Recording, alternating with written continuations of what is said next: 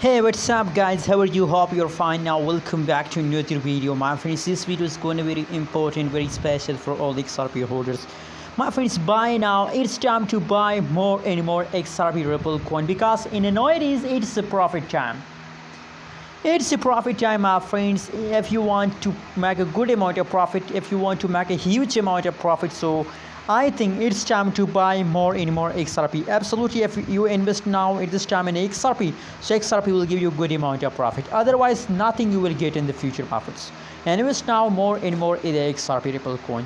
You can see, my friend, that the changes occurring in the XRP is positive. The last 1 hour, 1 day, 1 week changes occurring in the XRP is positive. Completely, my friends, at this time, no it is. My friends, you can see that the last 1 hour, last hour changes occurring in the XRP is positive. So my friends, finally in these days, now from the last 60 minutes, the XRP starts jumping, and I hope that they continue this kind of positive jumps for a long time, for a long period, my friends. So that's why I recommend for everyone to please invest now more and more in the XRP Ripple coin. And on the other side, my friends, if you look the price of the XRP Ripple coin, so the current price of XRP is also very low.